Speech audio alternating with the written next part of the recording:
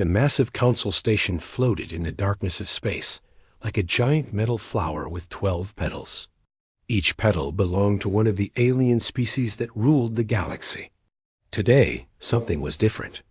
The usual calm of the station buzzed with nervous energy as delegates whispered among themselves in their various languages. Ambassador Lisa Chang sat in the human section, her hands folded neatly on the polished table before her. She had been Earth's voice in the council for 8 years now. In all that time, she had never seen the other species look so united against humanity. Their eyes, whether they were crystal formations, compound lenses, or tentacled organs, all focused on her with the same cold determination. The Zephyrian High Chancellor rose from his seat. His body was made of living crystal that caught the artificial light and threw rainbow patterns across the chamber walls. When he spoke, his voice carried the weight of ancient authority that his species had held for thousands of years. We have called this emergency session to address a growing threat to galactic peace and stability, Chancellor Vextar announced. His crystalline form pulsed with each word. Humanity has expanded too far, too fast. Your species develops technology at an alarming rate that threatens the balance we have maintained for millennia. Lisa felt her heart sink, but she kept her face calm. She had expected this day might come.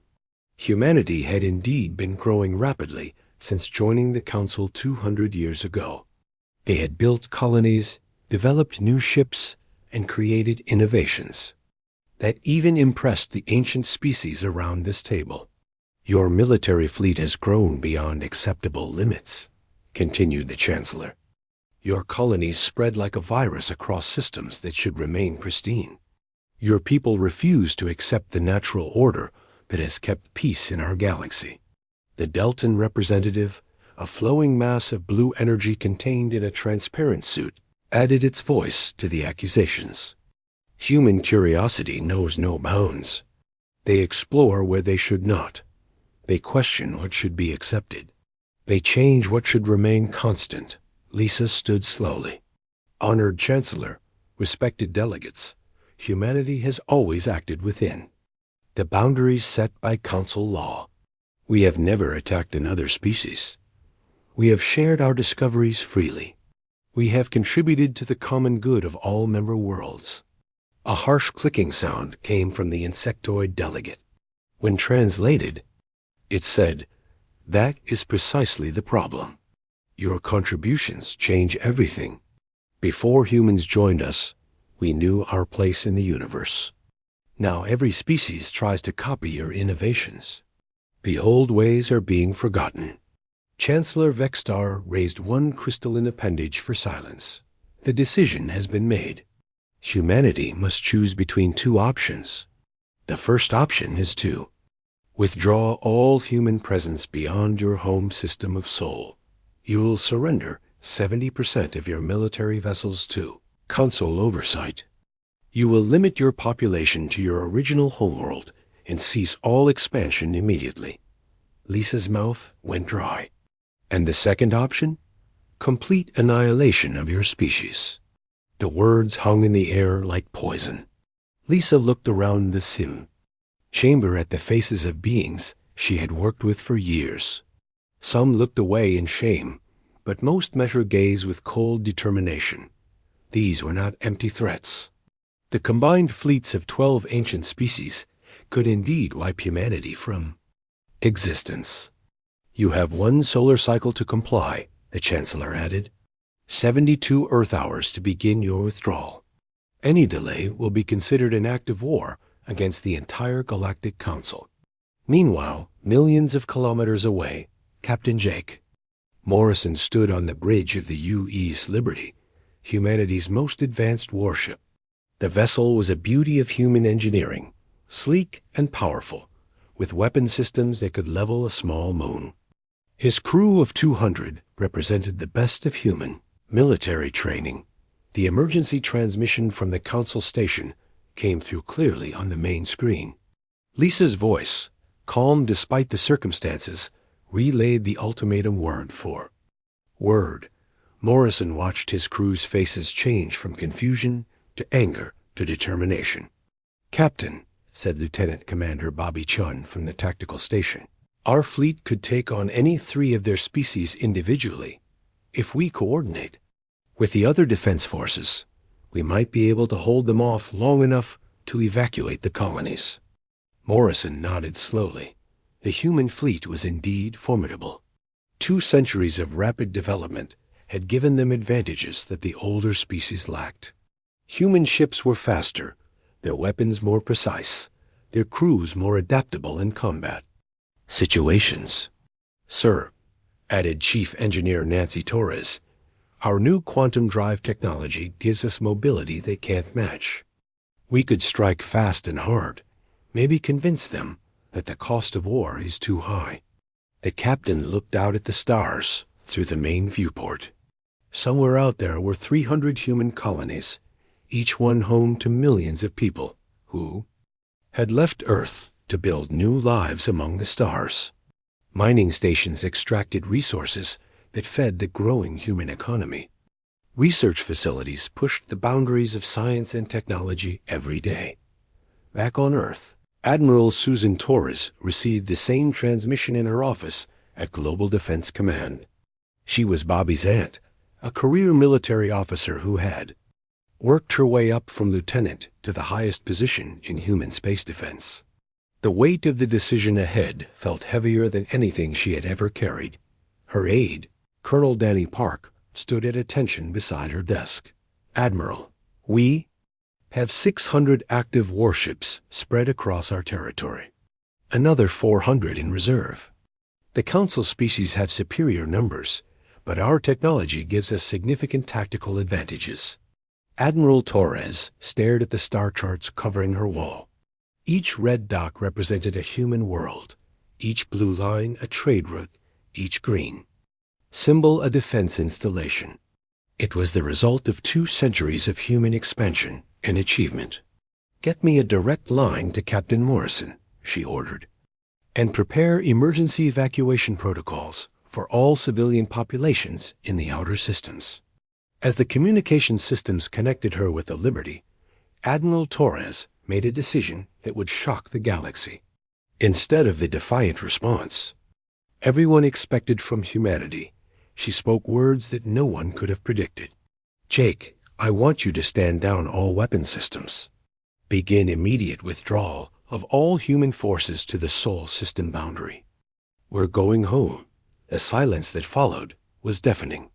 Across human space, military commanders, civilian leaders, and ordinary citizens stared in disbelief at their screens. Humanity, the species known throughout the galaxy for their stubborn independence and fierce determination, was surrendering without firing a single shot. The evacuation began immediately. Across 300 human worlds, the same message played on every communication device. Admiral Susan Torres appeared on screens in homes, offices, mining stations, and research facilities throughout human space. Her voice was calm but firm as she delivered the order that would change everything. All human personnel beyond the Sol system boundary are to return home within 6 months. This is not a retreat. This is a strategic withdrawal. Pack only what you need. Leave everything else exactly as it is. On the agricultural world of New Kansas, Farmer Bill Murphy stood in his wheat fields that stretched to the horizon. He had spent 30 years turning this barren planet into a breadbasket that fed 17 different worlds. His genetically modified crops could grow in soil that would kill normal plants. His irrigation systems brought water to deserts that had been dry for millions of years. "Just like that?" his wife Karen asked as they watched the evacuation ships descend from orbit. "We just walk away from everything we built?" Bill looked at the golden wheat swaying in the artificial breeze from the atmospheric processors. "Orders are orders. Someone else will figure out how to keep it running." The couple packed their personal belongings into 2 small cases. They left behind the computer systems that controlled the weather, the machinery that harvested thousands of acres. and the detailed manuals that explained how to maintain the delicate ecosystem they had created. The local Centauri officials who would take over seemed confident they could manage without human help. On Kepler Station, the galaxy's premier research facility, Dr. Kevin Miller shut down experiments that had been running for decades. His team had been working on projects that could revolutionize medicine, energy production, and space travel. The breakthrough they were close to achieving would have allowed faster-than-light communication across the entire galaxy. "Doctor," said his assistant Jenny Walsh, "shouldn't we at least leave our research data for the other species to continue?" "The work?" Kevin looked at the quantum computers that hummed with calculations too complex for most species to understand. The Council made their choice. They wanted us gone. We take our knowledge with us. He downloaded terabytes of research data onto portable drives and erased the main computers completely. The alien scientists who would replace his team would find empty laboratories and blank screens. Years of progress simply vanished in a few hours of data deletion. Engineer Rachel Davis had a different kind of responsibility. She managed the massive Vega station, a trading hub that processed goods from 47 different worlds. The station was the size of a small city, with docking bays for 1,000 ships and processing facilities that could handle any kind of cargo imaginable. The automated systems that Rachel had designed over the past decade made everything run smoothly. Ships arrived, got their cargo sorted and transferred, and left again within hours instead of the weeks it used to take. The profit margins for every trading company in the sector had doubled since her improvements went online. "Ma'am," said technician Gary Lewis, "the Delton trade representative wants to know if we'll train their people to run the station before we leave." Rachel looked at the control room with its hundreds of screens showing ship movements, cargo transfers, and system status reports. The aliens who would take over had no idea how complex the operation really was. They saw ships coming and going smoothly, but they didn't understand the thousands of small decisions and adjustments that made it all work. "Tell them the instruction manuals are in the computer system," she said. "They should be able to figure it out." What she didn't mention was that the manuals only covered basic operations. The real knowledge was in her head and in the heads of her team. The subtle adjustments that prevented bottlenecks, the predictive algorithms that anticipated problems before they happened, the creative solutions to impossible scheduling conflicts, none of that was written down anywhere. Captain Jake Morrison watched the evacuation fleets from the bridge of the U.S. Liberty. Hundreds of ships moved in perfect formation as they carried millions of humans back toward Earth. Colony transports, cargo haulers, research vessels, and mining ships all traveled together in the largest migration in galactic history. "Sir," reported Navigation Officer Amy Price, "the Arcturus Mining Consortium is requesting permission to send observers with our fleet. They want to document our ship movements for their own fleet operations." Morrison almost smiled. The alien species had always been impressed by human fleet coordination, but they had never understood how it worked. They thought it was just better training or superior computers. They didn't realize that human fleet movements worked because human captains could think creatively and adapt to unexpected situations in ways that alien commanders could not. "Denied," Morrison said. "Our movements are classified military information." The truth was simpler than that. Human fleet coordination worked because human captains trusted each other and could communicate with subtle gestures and shared understanding that came from centuries of working together. No manual could teach that kind of teamwork. Dr. Helen Foster monitored the evacuation from Earth's orbital command center. As the head of xenological studies, she had spent her career understanding how the different alien species thought and behaved. Now she was watching her predictions come true in real time. "The Zephyrians think they've won a great victory," she told her staff. "They believe they've removed a threat to galactic stability. but they don't understand what humans actually did for the galactic economy. Her assistant Peter Kim pulled up holographic displays showing trade routes throughout the galaxy. "Doctor, look at these shipping patterns. Human-designed routes cut travel time by an average of 40% compared to traditional paths." Helen nodded as she studied the data. "And human logistics systems increased cargo efficiency by 60%. Human agricultural techniques boosted food production on marginal worlds by 300%. Human medical research extended lifespans for every species in Council space." As the last human ships crossed the Sol system boundary, Chancellor Vextar addressed the Galactic Council from the Great Chamber where the ultimatum had been delivered months earlier. His crystalline form glowed with satisfaction as he spoke to the assembled delegates. "The human withdrawal is complete. They have complied with our demands without resistance. The threat to galactic stability has been eliminated peacefully. We can now return to the natural order that served us well for millennia before their arrival." The other species applauded in their various ways. The Deltans pulsed with approving energy. The insectoids clicked their approval. The Rigelians flashed their agreement in patterns of light. Everyone felt relief that the crisis had passed without bloodshed. What none of them noticed was the first small problems beginning to appear in their carefully ordered civilization. The first sign of trouble appeared on the agricultural world of New Kansas, exactly 14 months after Farmer Bill Murphy had walked away from his wheat fields. The Centauri officials who had taken over the farming operations stood in what used to be golden fields of grain, staring at brown stalks of dead plants that stretched to the horizon. Administrator Zek Thol held a tablet showing the failed harvest reports. "The automated systems are functioning normally," he said to his assistant. "The irrigation pumps are working. The atmospheric processors maintain proper weather patterns. The soil nutrients test within acceptable ranges." What Zekthal didn't understand was that Bill Murphy had made thousands of small adjustments over 30 years of farming.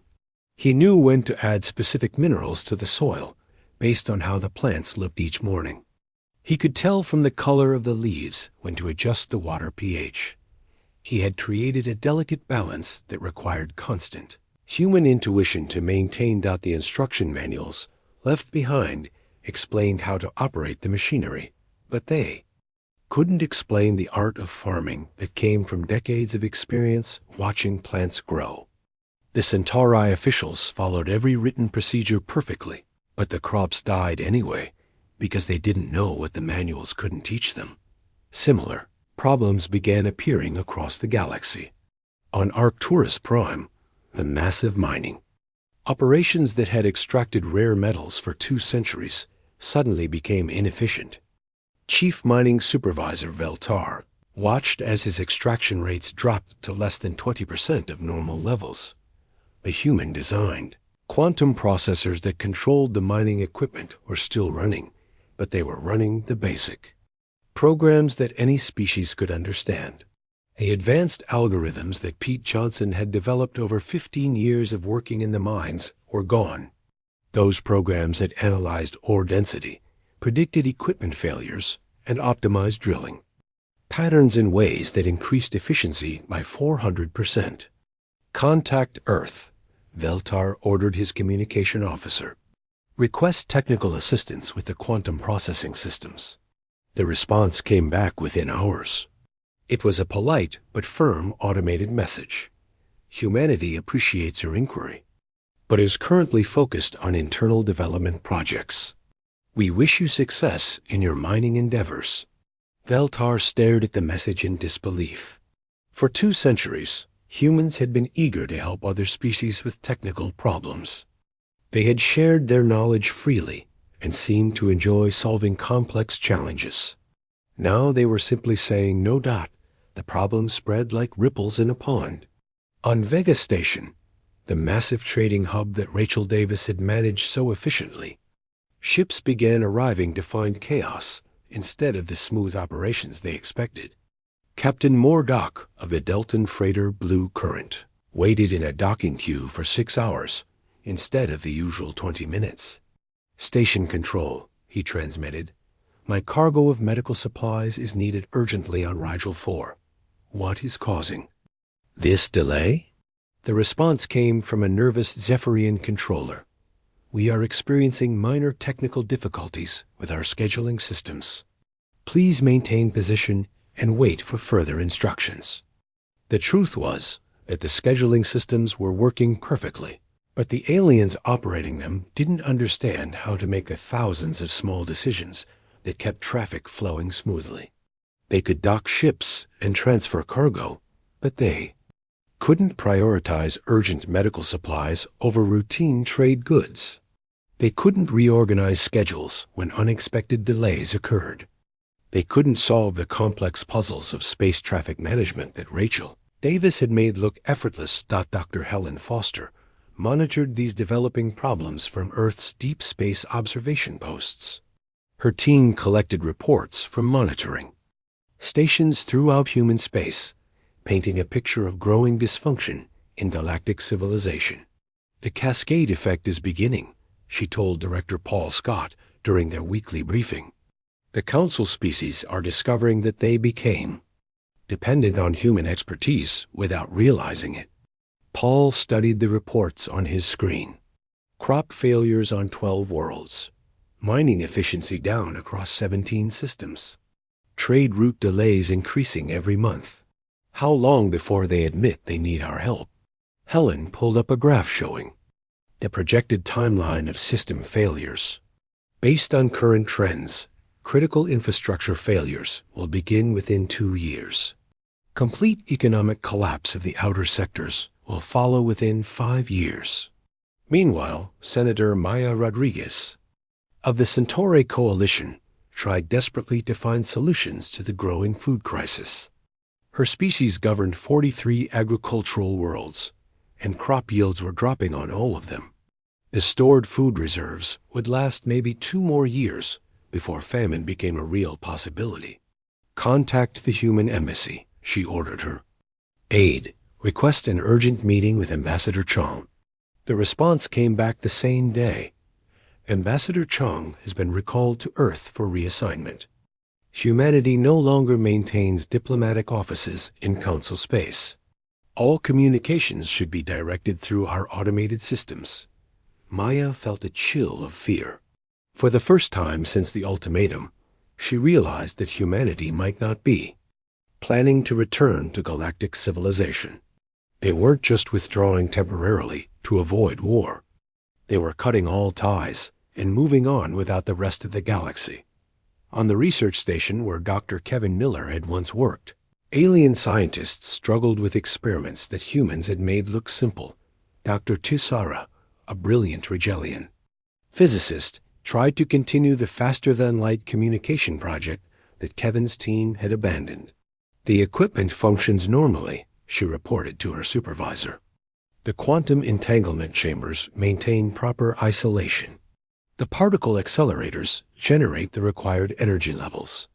But we cannot achieve stable communication links beyond short bursts." What Dr. Tisara didn't know was that Kevin Miller had spent 8 years developing an intuitive understanding of quantum field fluctuations that couldn't be learned from textbooks. He could feel when the system was about to destabilize and make microscopic adjustments that kept the communication channels open. That kind of knowledge came from thousands of hours of hands-on experience that no other species had bothered to acquire. The military problems were even more serious.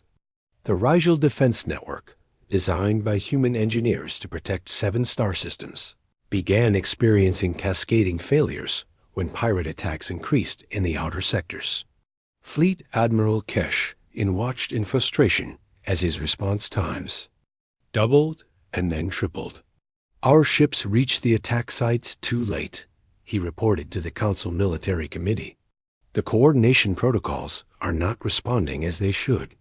The human-designed defense network had been built around human tactical thinking that emphasized speed and adaptability. Human commanders could analyze a developing situation and redirect forces in real time, making decisions faster than most. Species could process information. Without that human element, the defense network became slow and predictable. Colonel Mike Bennett monitored Council military communications from Earth's intelligence center. He reported to Admiral Torres with growing amazement. Their response times to crisis situations have increased by 60%. Their fleet coordination is breaking down. They're requesting assistance through back channels, but their pride won't let them admit they need us. Admiral Torres looked at the tactical displays showing the declining effectiveness of Council forces. How long before complete military breakdown? Mike checked his analysis reports. At current rates, 18 months before they lose control of the outer systems. Pirates and raiders are already taking advantage of the slower response times. Back in the Council chamber, Chancellor Vextar tried to maintain confidence as he addressed increasingly worried delegates. These temporary difficulties are to be expected as we adjust to post-human operations. Our civilization survived for thousands of years before humanity joined us. We will adapt and overcome these minor challenges. But privately, the Chancellor was beginning to understand the magnitude of their mistake. Humanity hadn't just been another member species. They had become the problem solvers, the innovators, the adaptable element that kept galactic civilization functioning smoothly.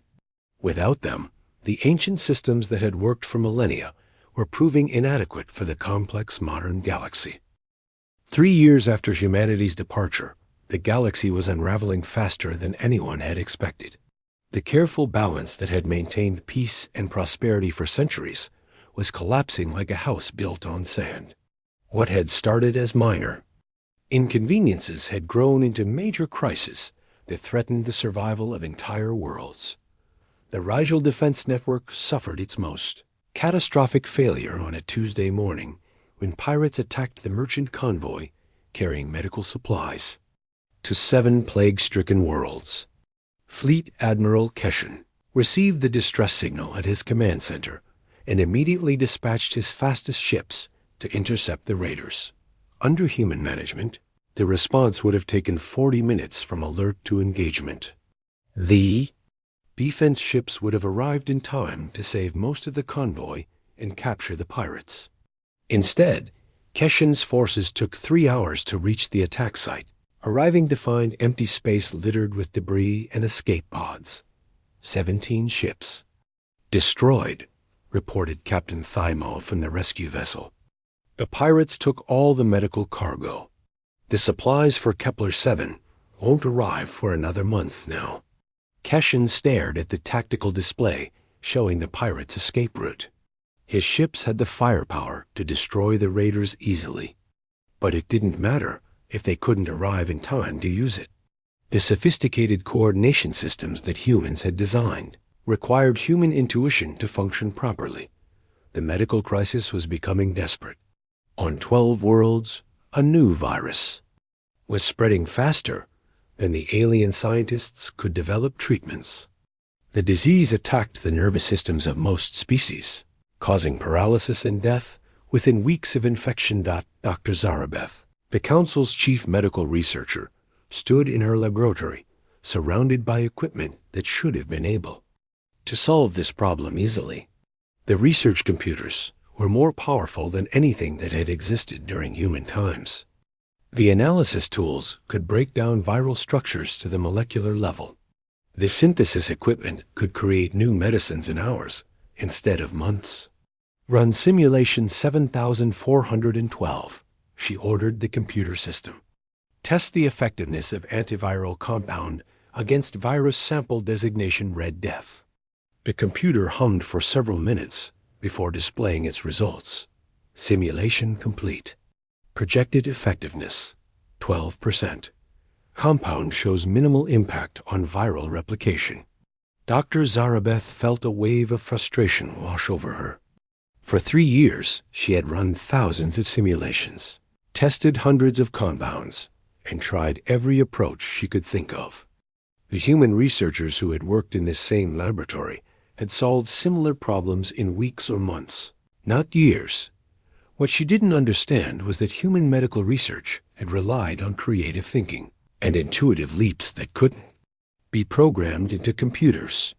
Human scientists would try unexpected combinations, follow hunches that seemed illogical, and make connections between seemingly unrelated facts. They would look at a problem from angles that computer simulations would never consider. Meanwhile, the economic collapse of the outer sectors was accelerating beyond all predictions. The carefully balanced trade networks that had moved goods efficiently throughout the galaxy for 2 centuries were falling apart completely. Captain Veldoran of the cargo ship Star Merchant sat in the pilot's seat of his vessel, which had been stuck in the Vega Station docking queue for 8 days. His hold was full of grain that 12 worlds desperately needed to prevent famine, but the station's new management couldn't figure out how to process the backlog of waiting ships. "Station control," he transmitted for the 20th time that day. "My cargo is perishable. If it doesn't reach the Centauri colonies within 48 hours, millions of people will starve." The response came from a tired-sounding Zephyrian. "Controller, we understand your concerns, Captain. Please maintain position. We are working to resolve the scheduling conflicts." Captain Veldoran looked out at the hundreds of ships waiting in similar queues around the massive station. Under Rachel Davis's management, the station had processed twice as many ships with half the delays. Now it took weeks to handle the cargo that used to be processed in days. The scheduling computers were working perfectly, but they were only following basic priority rules that treated all cargo equally. They couldn't make the complex decisions about which shipments were truly urgent, which routes could be delayed safely, and how to reorganize the entire system when unexpected problems occurred. Colonel Mike Bennett continued monitoring Council communications from Earth's deep space listening posts. His daily reports to Admiral Torres painted an increasingly grim picture of galactic civilization's decline. "Their military effectiveness has dropped by 70%, he reported during the morning briefing. Pirates are operating with impunity in 17 sectors. 3 major trade routes have been abandoned completely because the Council can't provide adequate protection." Admiral Torres studied the intelligence reports spread across her desk. "What about their requests for assistance?" Mike pulled up the communication logs. "They're getting more desperate. The Delton ambassador sent a personal message to you last week. She practically begged for human tactical advisors to help coordinate their defense fleets."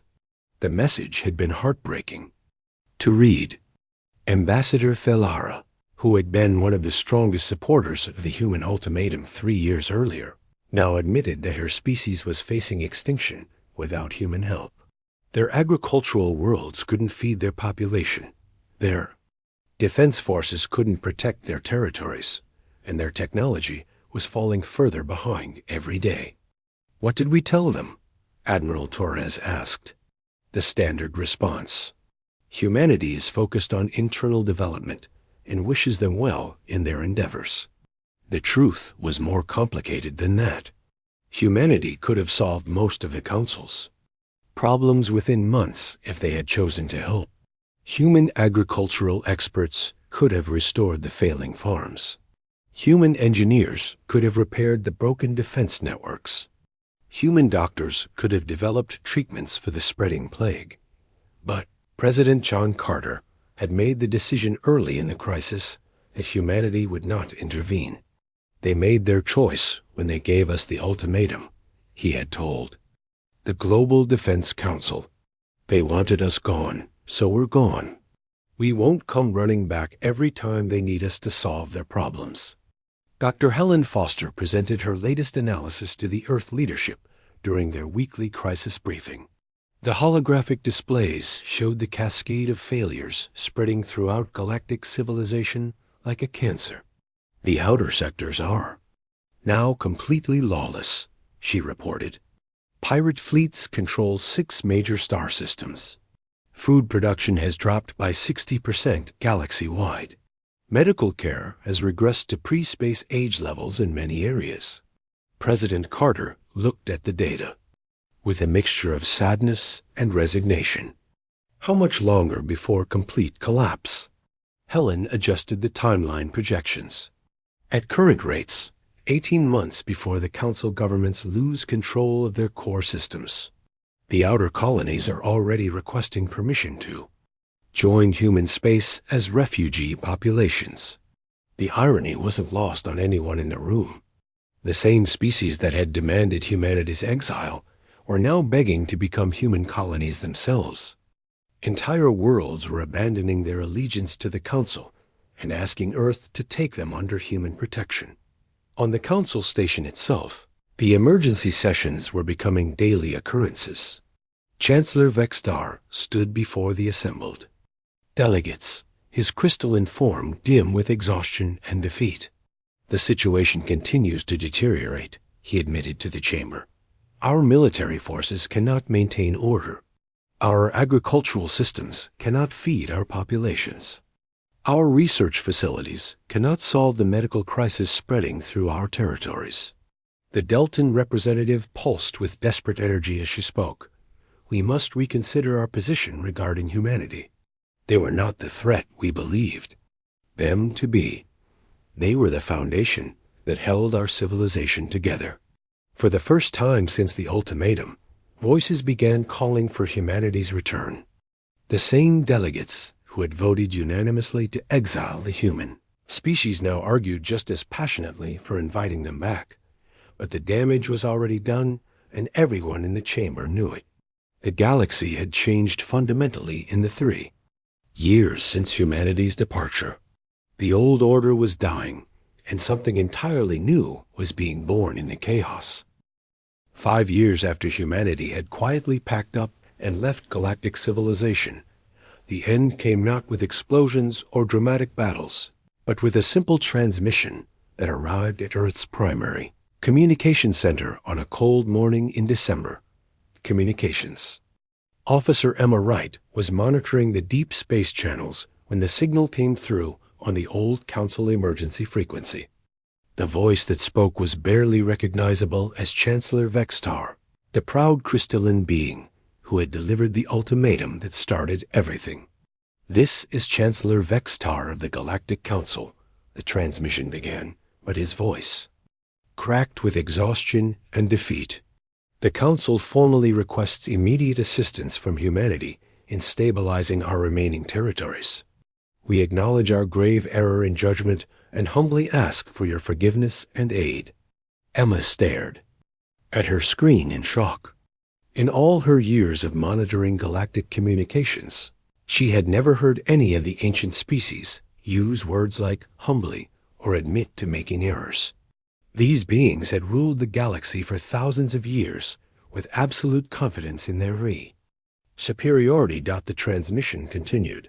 "Our civilization is collapsing. We have lost control of 70% of our territories. Famine threatens our core worlds. The plague has spread to 47 systems. Pirate fleets now control more space than our combined military forces. We were wrong about humanity. We understand now that you were never our enemies. You were the bridge that connected our different worlds and ways of thinking. Without you, we are fragments drifting apart in the darkness." Admiral Jake Morrison, now promoted to head of Earth's Space Command, sat in his office reading the full text of Chancellor Vextar's message. Around the conference table sat the leadership of humanity: President John Carter, Admiral Susan Torres, Dr. Helen Foster, and a dozen other officials who would help decide humanity's response to this desperate plea. "The Council station itself is running on emergency power," reported Intelligence Director Mike Bennett. "Half the member species have already withdrawn their representatives. The Zephyrians are fighting a civil war. The Deltans have lost contact with most of their colonies. The Regellians are facing extinction from the plague." President Carter looked around the table at faces that showed a mixture of satisfaction and sadness. 5 years ago, They told us to leave or die. Now they're begging us to save them. What's our response? Dr. Helen Foster pulled up holographic displays showing the current state of galactic civilization. The maps that had once shown the orderly territories of 12 species now looked like a patchwork of chaos. Red zones marked areas under pirate control. Yellow zones showed worlds suffering from famine or plague. Green zones showing stable government were scattered and shrinking. From a purely strategic standpoint, she said, this gives us an unprecedented opportunity. We could return as the dominant species and reshape galactic civilization according to human values and methods. Admiral Torres nodded slowly. Our fleet strength has grown significantly in the past 5 years. We could restore order to the outer sectors within months. Our agricultural techniques could end the famine. Our medical research teams could probably cure the plague within a year. The irony wasn't lost on anyone in the room. While the rest of the galaxy had been falling apart, humanity had been thriving in their enforced isolation.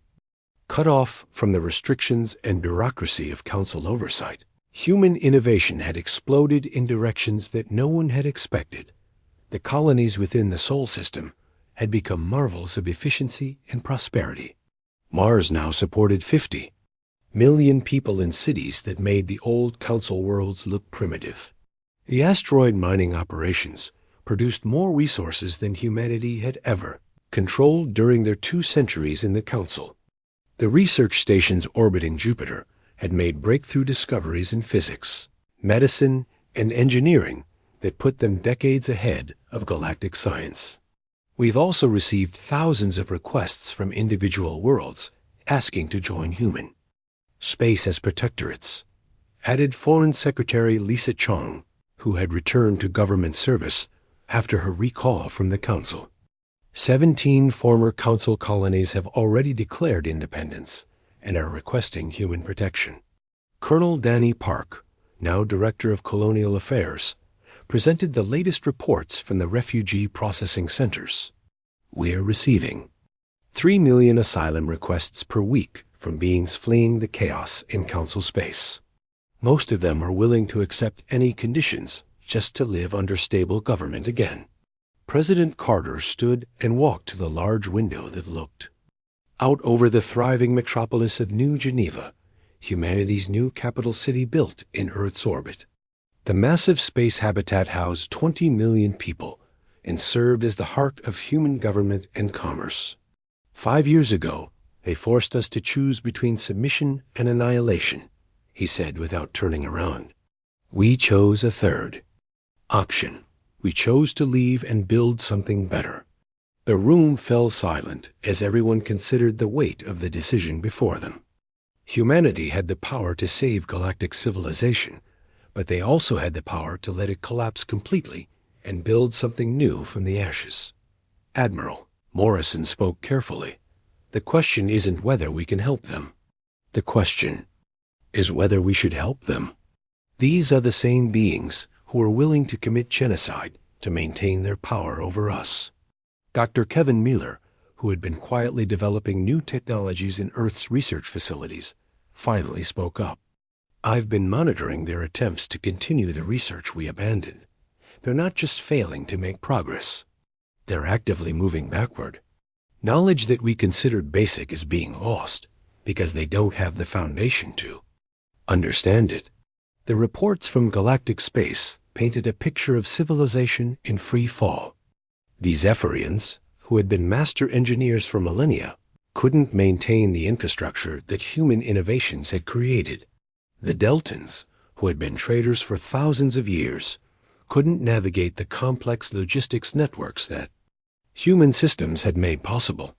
The Regellians, who had been scientists since before Earth and developed agriculture, couldn't solve problems that human researchers would have considered routine. They're not just asking for our help, Dr. Foster observed. They're asking us to become their teachers, their leaders, their guides to survival in a universe that has become too complex for their traditional methods to handle. Foreign Secretary Chong, pulled up the communication logs from the past year. We've been receiving increasingly desperate messages from individual council members. The Deltan ambassador sent a personal letter last month. She said her people would accept any terms, including complete political integration, just to have access to human agricultural technology. The transformation was complete. The species that had once considered humanity to be dangerous upstarts were now willing to become junior partners in a human-led civilization. The power dynamic had reversed entirely. President Carter returned to his seat and looked around the table one final time. We have three options. We can help them restore the old system under human leadership. We can let them collapse completely and expand into the empty territory. Or we can selectively assist the worlds that prove they're willing to change their ways and learn from their mistakes. The debate that followed would determine the future of galactic civilization. In the end, humanity chose the path that reflected their fundamental nature. They would help, but on their own terms. The galaxy would be rebuilt, but it would be rebuilt as a human galaxy where cooperation replaced dominance, innovation replaced tradition, and merit replaced ancient privilege. As Admiral Morrison looked out at the stars through his office window, he reflected on the irony of their victory. Humanity had won the greatest war in galactic history without firing a single shot. They had simply taken themselves out of the equation and let their enemies discover what the universe looked like without them. The greatest triumph had been achieved not through conquest, but through absence. Humanity had left without a fight, and the Council had crumbled under the weight of its own inadequacy soon after.